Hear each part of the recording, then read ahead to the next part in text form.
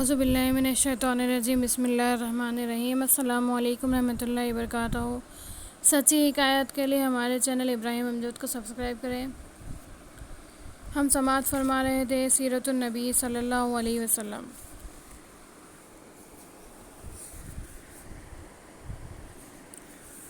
متعدد احادیث شریفہ سے یہ بات واضح ہوتی ہے کہ حضور اکرم صلی اللہ علیہ وسلم کی اجازت کے بغیر ملک الموت حاضر خدمت نہیں ہو سکتے۔ دنیا میں رہنا یا آخرت کو چاہنا سرکار دو عالم صلی اللہ علیہ وسلم کے اختیار میں اور آپ کی مرضی پر موقوف ہے۔ حضرت ام المومنین سیدنا عائشہ صدیقہ رضی اللہ تعالی عنہا فرماتی ہیں، میں نے حضور اکرم صلی اللہ علیہ وسلم سے سنا تھا کہ کوئی پیغمبر دنیا سے نہیں جاتے جب تک انہیں دنیا اور آخرت کے درمیان اختیار نہ دیا جائے۔ وصال مبارک کے وقت حضور اکرم صلی اللہ علیہ وسلم یہ کلمات ادا فرما رہے تھے۔ ترجمہ: اے اللہ، رفیق اعلیٰ کو اختیار کرتا ہوں۔ ام المومنین حضرت عائشہ صدیقہ رضی اللہ تعالیٰ عنہا فرماتی ہیں، اب آپ ہمارے ساتھ قیام اختیار نہیں فرمائیں گے۔ 12 ربیع الاول بروز دوشنبہ صدیق اکبر رضی اللہ تعالیٰ عنہ نماز فجر کی امامت فرما رہے تھے۔ اچانک حضرت رسول اکرم صلی اللہ علیہ وسلم کی کرم نوازی ہوئی کہ آپ نے اپنے حجرہ مبارک کا پردہ اٹھایا اور صحابہ اکرام کی جانب نظر رحمت فرمائی، جبکہ صحابہ اکرام نماز میں صف بستہ تھے۔ پھر آپ نے تبسم فرمایا۔ صدیق اکبر رضی اللہ تعالیٰ عنہ ایڑیوں کے بل پیچھے ہٹنے لگے تاکہ صف سے مل جائیں، اور یہ گمان کیا کہ حضور پاک صلی اللہ علیہ وسلم نماز کے لیے تشریف لانا چاہتے ہیں۔ حضرت انس بن مالک رضی اللہ تعالیٰ عنہ کا بیان ہے کہ حضور اکرم صلی اللہ علیہ وسلم کے دیدار پرانور سے مسلمانوں کو جو مسرت و شادمانی حاصل ہوئی، اس کی وجہ سے سب لوگوں نے ارادہ کر لیا کہ نماز کو توڑ دیں اور سرکار دو عالم صلی اللہ علیہ وسلم کے دیدار میں محو ہو جائیں۔ آپ نے دست اقدس سے انہیں اشارہ فرمایا کہ اپنی نماز مکمل کرو۔ پھر آپ صلی اللہ علیہ وسلم حجرہ مبارک میں تشریف لے گئے اور پردہ چھوڑ دیا۔ حضرت انس بن مالک رضی اللہ تعالیٰ عنہ بیان کرتے ہیں، اس وقت چہرے انور کی شان یہ تھی کہ وہ آب و تاب، چمک دمک، نورانیت و ہدایت میں قرآن کا صفحہ لگ رہا تھا۔ حضور اکرم صلی اللہ علیہ وسلم کے وصال مبارک سے 3 دن قبل جبرائیل علیہ السلام خدمت اقدس میں حاضر ہوئے اور عرض کیا، اے پیکر حمد و ثنا، اللہ تعالیٰ نے مجھے آپ کا اعزاز و اکرام اور تعظیم و احترام بجا لانے کے لیے بطور خاص بھیجا ہے۔ پھر جبرائیل علیہ السلام نے آپ کی پاکیزہ طبیعت اور احوال شریفہ دریافت کی۔ پھر ملک الموت نے اجازت طلب کی تو جبرائیل علیہ السلام نے عرض کیا، یہ ملک الموت ہے، آپ سے اجازت طلب کر رہے ہیں۔ آپ سے بیشتر کسی نبی سے انہوں نے اجازت طلب نہیں کی اور نہ آپ کے بعد کسی انسان سے وہ اجازت طلب کریں گے۔ حضور اکرم صلی اللہ علیہ وسلم نے فرمایا، انہیں اجازت دے دو۔ پس ملک الموت نے حاضر خدمت ہوئے اور آپ کے سامنے بادب کھڑے ہو گئے اور عرض کیا، یا رسول اللہ صلی اللہ علیہ وسلم، بے شک اللہ عز و جل نے مجھے آپ کی خدمت میں بھیجا ہے اور مجھے حکم فرمایا ہے کہ آپ جو بھی ارشاد فرمائیں میں اس کی تعمیل کروں۔ جبرائیل علیہ السلام نے عرض کیا، اے پیکر حمد و ثنا صلی اللہ علیہ وسلم، بے شک اللہ تعالیٰ آپ کی لقاء کا مشتاق ہے۔ حضور علیہ السلام نے فرمایا، اے ملک الموت، تم کو جو حکم دیا گیا ہے اس کی تعمیل کرو۔ پھر جبرائیل علیہ السلام نے عرض کیا، یا رسول اللہ صلی اللہ علیہ وسلم، روئے زمین پر وحی کے ساتھ میری یہ آخری حاضری ہے، اس کے سوا نہیں کہ اس دنیا میں میرا مقصود و مدعا آپ ہی ہیں۔ اور ایک روایت میں ہے، حضرت اسرائیل علیہ السلام 1000 فرشتوں کے ساتھ جو موتی اور یاقوت سے آراستہ لباس پہنے ہوئے تھے، زمین کی طرف آئے، سرکار دو عالم صلی اللہ علیہ وسلم سے حاضر خدمت ہونے کی اجازت کے بعد اندر داخل ہوئے اور سلام عرض کیا۔ پھر عرض گزار ہوئے، اللہ تعالیٰ نے آپ کو سلام فرمایا اور مجھے حکم فرمایا کہ جب تک آپ سے اجازت نہ لوں روح مبارک قبض نہ کروں۔ روح الامین حضرت جبرائیل عرض کرتے گزار ہوئے، یا رسول اللہ صلی اللہ علیہ وسلم، خوشخبری لایا ہوں۔ فرمایا، کیا ہے؟ عرض کیا، آج دوزخ کی آگ بجھا دی گئی، جنت کو سجایا گیا، حورین نے اپنے آپ کو آراستہ کیا، فرشتے صف بستہ کھڑے ہیں، حضور پاک صلی اللہ علیہ وسلم کے انتظار میں چشمے براہ ہیں۔ حضور اکرم صلی اللہ علیہ وسلم نے فرمایا، یہ سب خوش کرنے والی باتیں ہیں، مگر ایسی بات سناؤ جس سے مزید خوشی ہو۔ جبرائیل علیہ السلام نے عرض کیا، تمام انبیاء اور ان کی امتوں پر جنت اس وقت تک حرام ہے جب تک آپ اور آپ کی امت جنت میں داخل نہ ہو۔ حضور اکرم صلی اللہ علیہ وسلم نے فرمایا، میری خوشی اور زیادہ کرو۔ عرض کیا کہ تعالیٰ نے آپ کو ایسے فضائل عطا فرمائے ہیں جو کسی نبی کو عطا نہیں ہوئے۔ حوض کوثر، مقام محمود، شفاعت عظمیٰ اور قیامت کے دن اللہ تعالیٰ آپ کی امت میں سے اتنے لوگوں کو بخش دے گا کہ آپ راضی ہو جائیں گے۔ حضور اکرم صلی اللہ علیہ وسلم نے فرمایا، اب میرا دل خوش ہوا اور آنکھیں ٹھنڈی ہوئی۔ پھر آپ صلی اللہ علیہ وسلم نے ملک الموت علیہ السلام سے بخوشی ارشاد فرمایا، جس چیز کا تمہیں حکم ہوا ہے اس کی تعمیل کرو۔ 12 ربیع الاول روز دوشنبہ چاشت کے وقت سر انور حضرت عائشہ رضی اللہ تعالیٰ عنہا کی گود مبارک میں تھا۔ آپ مسواک کرنے کا ارادہ فرما رہے تھے لیکن مسواک سخت تھا۔ عائشہ رضی اللہ تعالیٰ عنہا نے مسواک کو چبا کر نرم کیا، پھر آپ نے اسے استعمال فرمایا۔ آپ کے سامنے ایک برتن تھا، آپ پانی میں دونوں دستائے مبارک داخل فرماتے اور لا الہ الا اللہ فرماتے ہوئے چہرے انور پر پھیرتے۔ پھر آپ نے دست اقدس اٹھایا اور فرمایا، اللہم رفیق الاعلیٰ، روح مبارک قبض ہوئی اور دست اقدس مائل ہو گیا۔ سرکار دو عالم صلی اللہ علیہ وسلم کے غسل مبارک سے متعلق صحابہ اکرام میں گفتگو ہوئی۔ صحابہ اکرام نے فرمایا، ہم نہیں جانتے کہ آپ کو کس طرح غسل دیں۔ اسی اثناء میں اللہ تعالیٰ نے تمام لوگوں پر اونگ طاری کر دی اور حجرے مبارک کے ایک گوشے سے آواز سنائی دی کہ کوئی کہہ رہا ہے، اللہ کے رسول صلی اللہ علیہ وسلم کو پہرن مبارک کے ساتھ غسل دو۔ لہٰذا حضور اکرم صلی اللہ علیہ وسلم کے غسل مبارک کے وقت لباس شریف بدن اقدس سے نہیں نکالا گیا۔ حضرت علی رضی اللہ تعالیٰ عنہ کے ساتھ حضرت فضل، حضرت اسامہ رضی اللہ تعالیٰ عنہما نے غسل مبارک میں شریک ہونے کی سعادت حاصل کی۔ حضرت علی کرم اللہ وجہ غسل دیتے ہوئے عرض کرتے جاتے تھے، میرے ماں باپ آپ پر قربان ہوں، آپ ظاہری زندگی میں بھی پاک و طیب رہے اور وصال کے بعد بھی طاہر و معطر ہیں۔ بدن عطر سے اس وقت ایسی خوشبو مہکی کہ صحابہ اکرام نے کبھی ایسی خوشبو نہیں سونگھی۔ حضور اکرم صلی اللہ علیہ وسلم کے کفن مبارک میں 3 سفید یمنی کپڑے تھے۔ صحابہ اکرام نے حضور اکرم صلی اللہ علیہ وسلم سے وصال مبارک کے بعد پڑھی جانے والی صلوات سے متعلق عرض کیا، یا رسول اللہ صلی اللہ علیہ وسلم، آپ پر صلوات کون پڑھیں گے؟ حضور اکرم صلی اللہ علیہ وسلم نے ارشاد فرمایا، غسل مبارک اور تکفین سے فارغ ہونے کے بعد مجھے روضہ اقدس کے کنارے میرے تخت پر رہنے دو، پھر کچھ دیر میرے حجرے مبارک سے باہر ہو جاؤ، کیونکہ سب سے پہلے مجھ پر درود کا نذرانہ پیش کرنے والے جبرائیل ہوں گے، پھر میکائیل، پھر اسرافیل، پھر ملک الموت، ان کے ساتھ فرشتوں کی بہت سی جماعتیں ہوں گی، پھر تم لوگ جماعت در جماعت حاضر ہوتے جاؤ اور میری خدمت اقدس میں درود و سلام کے نذرانے پیش کرو۔ سب سے پہلے میری اہل بیت درود پیش کرنے حاضر ہوں گے، پھر ان کے مستورات، بعد ازاں تم لوگ حاضر ہوں گے۔ کرم نوازی فرمانے والے آقا و مولا صلی اللہ علیہ وسلم نے فرمایا، میرے ان صحابہ کو جو اس وقت حاضر نہ ہوں اور آج کے دن سے قیامت تک میرے بعد آنے والے میرے غلاموں کو میری جانب سے سلام فرما دو۔ ہم نے عرض کیا، آپ کے روضہ اقدس میں کون داخل ہوں گے؟ آپ نے ارشاد فرمایا، میرے پروردگار کے فرشتوں کے ساتھ میرے اہل بیت داخل ہوں گے۔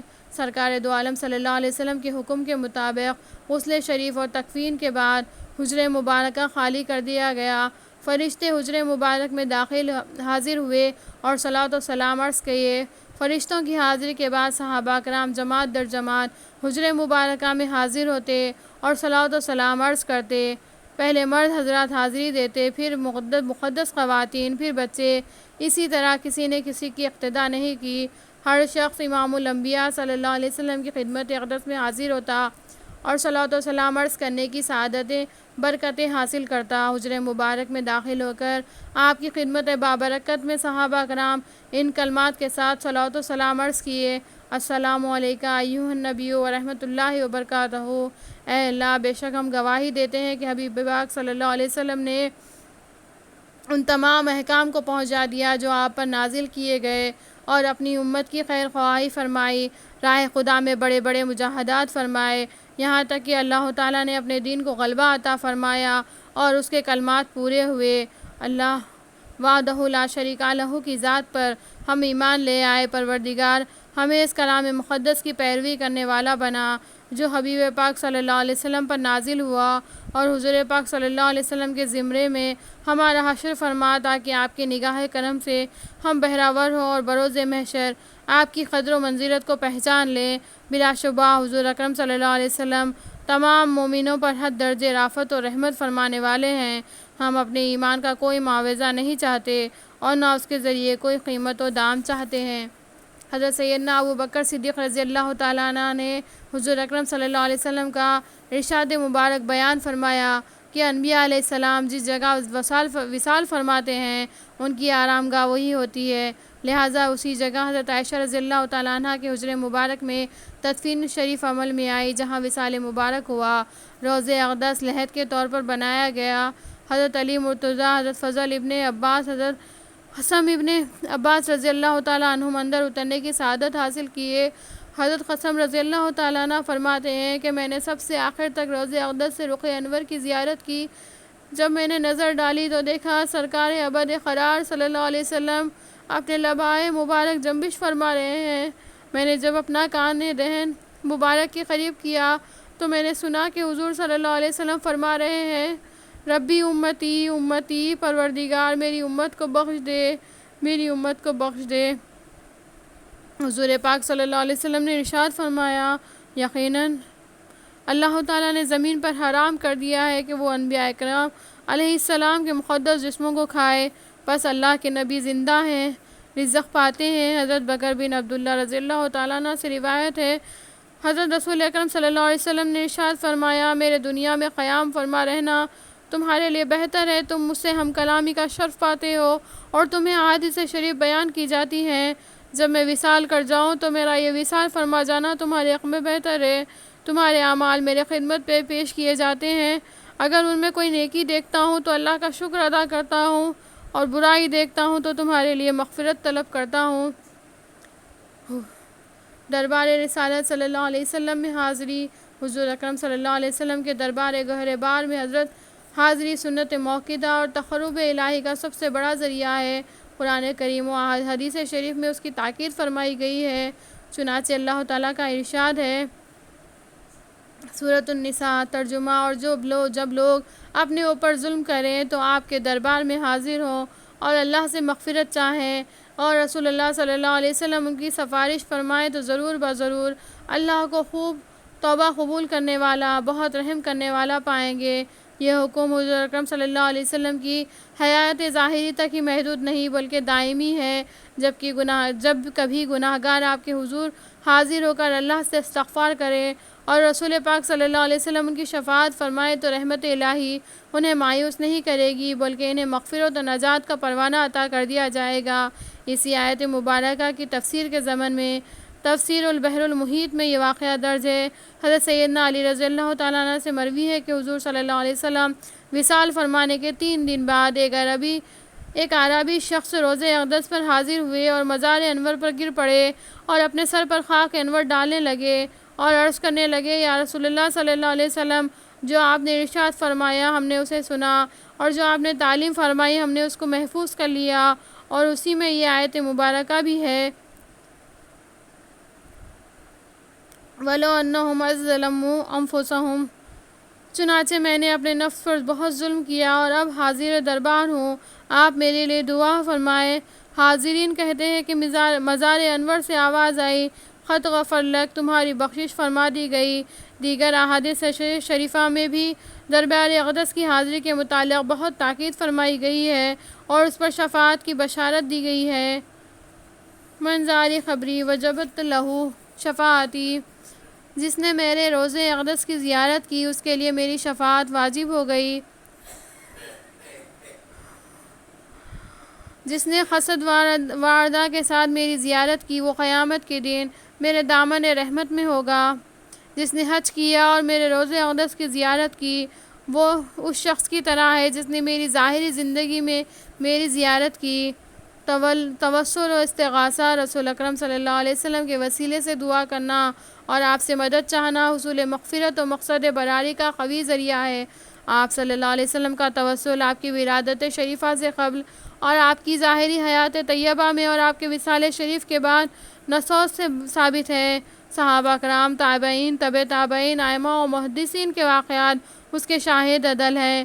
اہل کتاب قبل ولادت توسل، اہل کتاب حضور اکرم صلی اللہ علیہ وسلم کی ولادت شریفہ سے پیشتر آپ کے وسیلے سے دعائیں کرتے اور دشمنوں پر فتح پاتے۔ سورہ بقرہ۔ اور اس سے پہلے وہ نبی آخر الزمان صلی اللہ علیہ وسلم کے وسیلے سے کافروں پر فتح یابی کی دعائیں مانگا کرتے تھے۔ حضرت سیدنا آدم علیہ السلام جب جنت سے زمین پر تشریف لائے 300 سال تک روتے رہے، پھر حضور اکرم صلی اللہ علیہ وسلم کا نام نامی عظمت شان کے ساتھ آپ کو یاد آ گیا۔ آپ نے حضور اکرم صلی اللہ علیہ وسلم کا وسیلہ لے کر اللہ تعالیٰ سے دعا کی تو ارشاد ہوا کہ اے آدم، اگر تم تمام اہل آسمان و زمین کے حق میں بھی آپ کے توسل سے دعا کرتے تو ہم ان کے حق میں ضرور اس دعا کو قبول فرماتے۔ اس سلسلے میں واقعات اور روایات بکثرت وارد ہیں۔ حضور اکرم صلی اللہ علیہ وسلم نے ایک نابینا صحابی کو جو دعا تعلیم فرمائی تھی اس میں خود توسل کی صراحت موجود ہے۔ اے اللہ، میں تجھ سے مانگتا ہوں اور تیرے نبی محمد صلی اللہ علیہ وسلم نبی رحمت کے وسیلے سے تیری طرف متوجہ ہوا ہوں۔ اے پیکر حمد و ثنا رسول عربی صلی اللہ علیہ وسلم، میں آپ کے وسیلے سے اپنے رب کی طرف متوجہ ہوا ہوں تاکہ میری حاجت پوری ہو۔ اے اللہ، میرے حق میں آپ کی سفارش قبول فرما۔ یہ حدیث شریف تھوڑے سے اختلاف الفاظ کے ساتھ سنن ابن ماجہ، ترمذی، مسند امام احمد، مستدرک للحاکم، بہقی، التاریخ الکبیر للبخاری میں موجود ہے۔ امام ترمذی نے اس حدیث شریف کو حسن صحیح کہا ہے۔ وصال مبارکہ کے بعد بھی صحابہ اکرام حضور اکرم صلی اللہ علیہ وسلم کا توسل لیا کرتے تھے۔ چنانچہ خلافت فاروقی میں جب لوگ قحط میں مبتلا ہو گئے تو حضرت بلال بن حارث رضی اللہ تعالیٰ عنہ حضور اکرم صلی اللہ علیہ وسلم کے مزار مبارک پر حاضر ہو کر عرض کیے، یا رسول اللہ صلی اللہ علیہ وسلم، اپنی امت کے لیے بارش کی دعا فرمائیے کہ امت ہلاک ہو رہی ہے۔ آپ صلی اللہ علیہ وسلم نے خواب میں ارشاد فرمایا کہ تم عمر رضی اللہ تعالیٰ عنہ کو میری طرف سے سلام پہنچاؤ اور کہو کہ بارش ہوگی، اور یہ بھی کہو کہ وہ نرمی اختیار کرے۔ چنانچہ جب یہ صحابی رضی اللہ تعالیٰ عنہ نے حضرت عمر رضی اللہ تعالیٰ عنہ سے یہ تفصیل بیان فرمائی تو حضرت فاروق اعظم رضی اللہ تعالیٰ عنہ رو پڑے اور عرض کیا، یا رسول اللہ، میں کوتاہی نہیں کروں گا سوائے اس کام کے جس سے میں عاجز ہوں۔ صلاۃ و سلام۔ دنیا میں لوگ اپنے بڑے کی تعظیم کرتے ہیں، حتیٰ کہ فوج بھی اپنے سردار کو سلامی دیتی ہے۔ حضور صلی اللہ علیہ وسلم تو باعث تخلیق و کون و مکان، ہادی انس و جان، شافع کل عالم و عالمہ، آپ کے احسان تلے ساری دنیا ہے، اور خصوصاً اہل ایمان پر تو ہمیشہ آپ کے احسانات کی بارش ہوتی رہتی ہے۔ ہر وقت امت ہی کی فکر اور ہمیشہ اللہ تعالیٰ سے امت کی بخشش کے لیے دعائیں فرماتے ہیں، یہاں تک کہ ولادت سے لے کر شب معراج، پھر تا وصال، اور ہمیشہ میدان حشر ہو کے میزان و صراط امت ہی کی فکر ہے۔ تو ایسے محسن اعظم جن کے احسانات کا احاطہ و شمار ناممکن ہے، تو پھر ہم امتیوں سے کیا اتنا بھی نہیں ہو سکتا کہ آپ صلی اللہ علیہ وسلم کے ذکر خیر میں رتب الانسان رہیں اور آپ کی عظمتوں کا چرچا کریں۔ اللہ سبحانہ و تعالیٰ بذات خود حضور پاک صلی اللہ علیہ وسلم کی عظمت کے ساتھ آپ پر صلوات و سلام نازل فرماتے ہیں، اور فرشتے بھی ہمیشہ آپ پر درود و سلام پڑھتے ہیں۔ اسی لیے اہل ایمان کو صلوات و سلام کے ساتھ کثرت سلام کا تاکیدی حکم دیا گیا ہے۔ ان اللہ و ملائکتہ یصلون علی النبی یا ایھا الذین آمنوا صلوا علیہ وسلموا تسلیما۔ سورۃ الاحزاب۔ درود و سلام ہی حضور سے تقرب کا عظیم ترین ذریعہ ہے۔ چنانچہ آپ صلی اللہ علیہ وسلم نے ارشاد فرمایا، قیامت کے روز میرے سب سے زیادہ نزدیک وہ ہوں گے جو بکثرت مجھ پر صلوات و سلام پیش کرتے ہیں۔ ترمذی شریف۔ شمائل مبارک۔ جسم اطہر حضور اکرم صلی اللہ علیہ وسلم کا جسم مبارک بے مثل و بے مثال، لطیف و نفیس، سراپا نور، جس کی خوشبو دلنواز سے مشام جان و ایمان اور ساری فضائے بصیر معطر رہا کرتی۔ آپ کا جسم مبارک سرخی مائل سفید نورانی ہے، ایسا معلوم ہوتا گویا چاندی ڈھال کر بنایا گیا ہے۔ حضرت انس رضی اللہ تعالیٰ عنہ فرماتے ہیں کہ حضور اکرم صلی اللہ علیہ وسلم کا جسم اس قدر نرم و نازک کہ میں نے بدن اقدس سے زیادہ نرم و نازک ریشم کو بھی نہیں پایا، اور جسم مبارک کی خوشبو سے زیادہ کوئی خوشبو نہیں سونگھی۔ صحیح بخاری شریف۔ خد مبارک و خامت زیبا۔ حضرت انس رضی اللہ تعالیٰ عنہ فرماتے ہیں حضور اکرم صلی اللہ علیہ وسلم نہ بہت زیادہ دراز قد اور نہ زیادہ کم قد بلکہ درمیانی قد، بے مثال شان والے، اور بدن اقدس انتہائی خوبصورت ہوتا۔ جب چلتے تو کچھ خمیدہ ہو کر سامنے کی طرف جھک کر چلتے، لیکن یہ آپ کی خامت زیبا کا معجزہ ہے کہ میانہ قد ہونے کے باوجود جب آپ کسی دراز قد شخص کے ساتھ چلتے تو اس سے زیادہ دراز ہوتے۔ بدن مبارک کا اعجاز۔ اللہ تعالیٰ نے حبیب پاک صلی اللہ علیہ وسلم کو ظاہری باطنی ہر قسم کی آلائش سے منزہ اور پاک رکھا۔ جسم اقدس انور نور کے سانچے میں ڈھلا تھا، نہ کبھی جسم مبارک پر مکھی یا مچھر بیٹھا اور نہ کبھی مقدس کپڑوں پر۔ امام زرقانی رحمۃ اللہ علیہ فرماتے ہیں آپ نور ہے اور مکھیوں کا آنا، جوؤں کا پیدا ہونا گندگی اور بو کی وجہ سے ہوتا ہے۔ حضور اکرم صلی اللہ علیہ وسلم ہر قسم کی آلائش سے پاک ہے اور آپ کا جسم مقدس خوشبودار ہے۔ حضرت ذکوان رضی اللہ تعالیٰ عنہ فرماتے ہیں کہ سورج کی دھوپ اور چاند کی چاندنی میں سیدنا رسول اللہ صلی اللہ علیہ وسلم کا سایہ نہیں پڑتا۔ آپ نور ہے، یہ ایک بدیہی اور واقعی بات ہے کہ روشنی اور نور کا سایہ نہیں ہوتا۔ ابن سبا کہتے ہیں یہ حضور اکرم صلی اللہ علیہ وسلم کی خصوصیتوں میں سے ہے، آپ نور ہے، اسی لیے جب دھوپ یا چاندنی میں چلتے تو سایہ نظر نہ آتا۔ چہرے انور کا حسن و جمال۔ حضور اکرم صلی اللہ علیہ وسلم کا چہرے انور حسین و جمیل، روشن و تابناک کے آفتاب و مہتاب کی چمک دمک آپ کے چہرے انور کا صدقہ ہے۔ حضرت جابر بن سمرہ رضی اللہ تعالیٰ عنہ فرماتے ہیں کہ میں نے چاندنی رات میں حضرت رسول اللہ صلی اللہ علیہ وسلم کی دیدار کی سعادت حاصل کی، جبکہ آپ سرخ دھاری دار جوڑا زیب تن فرمائے ہوئے تھے، تو میں آپ کی جانب دیکھتا اور کبھی 14ویں چاند کی طرف۔ اللہ کی قسم آپ میرے پاس 14ویں کے چاند سے زیادہ خوبصورت اور حسین ہیں۔ شمائل ترمذی۔ حضور اکرم صلی اللہ علیہ وسلم جب مدینہ منورہ تشریف لائے تو حضرت عبداللہ بن سلام رضی اللہ تعالیٰ عنہ جو یہود کے عظیم عالم تھے لوگوں کے ساتھ دیدار انور کے لیے حاضر ہوئے۔ وہ فرماتے ہیں جب میں نے آپ کے رخ انور کو دیکھا تو جان لیا کہ یہ کسی جھوٹے شخص کا چہرہ نہیں ہو سکتا۔ ترمذی شریف۔ حضرت ابو ہریرہ رضی اللہ تعالیٰ عنہ فرماتے ہیں میں نے حضور اکرم صلی اللہ علیہ وسلم جیسا حسین کسی کو نہیں دیکھا، آپ کے رخ طابہ میں جیسے آفتاب چل رہا ہے وہ۔ حضرت علی رضی اللہ تعالیٰ عنہ آپ کے سراپا اقدس کو بیان کرنے بعد آخر میں فرماتے ہیں آپ کے اوصاف عالیہ بیان کرنے والا یہی کہے گا کہ آپ جیسا حسین و جمیل نہ پہلے دیکھا اور نہ بعد ہوگا۔ شمائل ترمذی۔ بصارت مبارک۔ حضور اکرم صلی اللہ علیہ وسلم کی قوت بصارت کی شان یہ ہے کہ آپ نے رب کا دیدار فرمایا اور انوار و تجلیات کے مشاہدے کے وقت نہ پلک جھپکی اور نہ حد ادب سے آگے بڑھی۔ سرکار دو عالم صلی اللہ علیہ وسلم کا ارشاد مبارک ہے بے شک میں اپنے پیچھے بھی ایسے ہی دیکھتا ہوں جیسے آگے دیکھتا ہوں۔ صحیح بخاری۔ حضرت عبداللہ بن عباس رضی اللہ تعالیٰ عنہما فرماتے ہیں حضور اکرم صلی اللہ علیہ وسلم رات کی تاریکی میں ایسا ہی دیکھتے ہیں جیسا دن کی روشنی میں دیکھتے۔ خصائص کبریٰ۔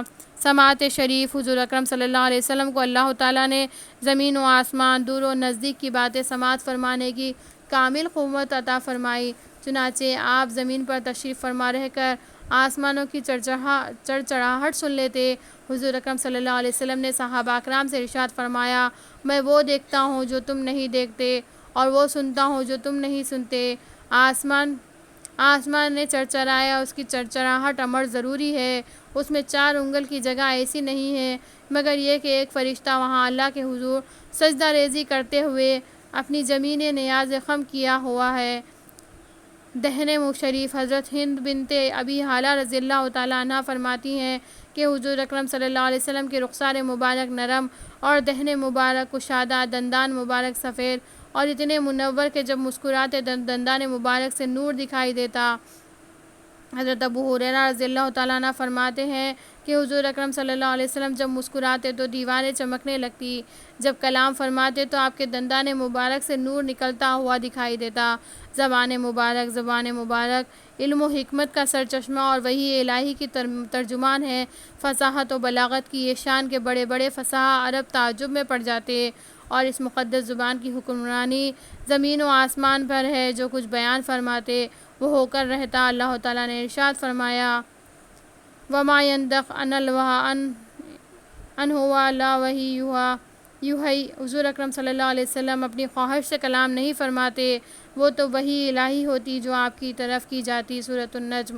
حضرت انس لعاب دہن مبارک حضرت انس رضی اللہ تعالیٰ عنہ فرماتے ہیں کہ سرکار دو عالم صلی اللہ علیہ وسلم نے ہمارے گھر کے کنویں میں لعاب دہن مبارک ڈالا تو مدینہ طیبہ میں کسی کنویں کا پانی اس سے زیادہ شیریں نہیں تھا۔ سرکار دو عالم صلی اللہ علیہ وسلم کا لعاب مبارک لا علاج بیماریوں کے لیے شفا ہے۔ حضرت صدیق اکبر رضی اللہ تعالیٰ عنہ کے ڈسے ہوئے پیر میں لگا تو تریاق کا کام کیا۔ مشکوات شریف۔ حضرت علی رضی اللہ تعالیٰ عنہ کی آشوب زدہ آنکھ میں حضور صلی اللہ علیہ وسلم نے لعاب دہن لگایا تو مکمل شفا نصیب ہو گئی۔ بخاری شریف۔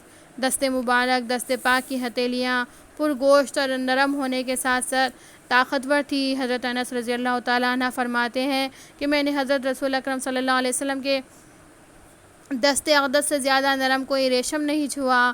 آپ صلی اللہ علیہ وسلم سے مصافحہ کرنے والا اپنے ہاتھ میں خوشبو پاتا۔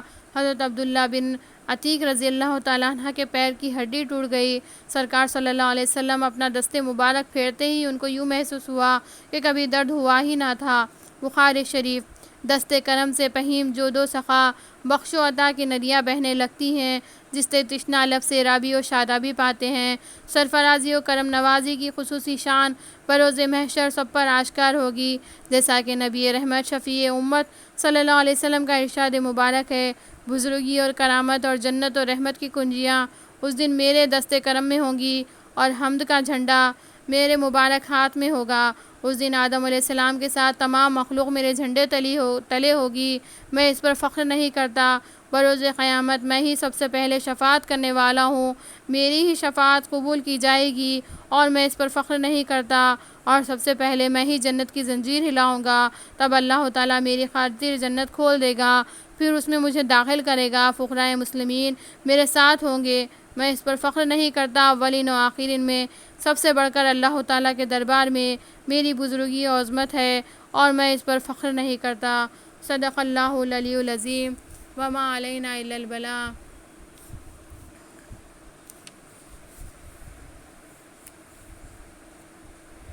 ہمارے چینل کو لائک شیئر اور سبسکرائب کریں، اور ہماری ویڈیو کیسی لگی ہے کمنٹس میں بتائیں۔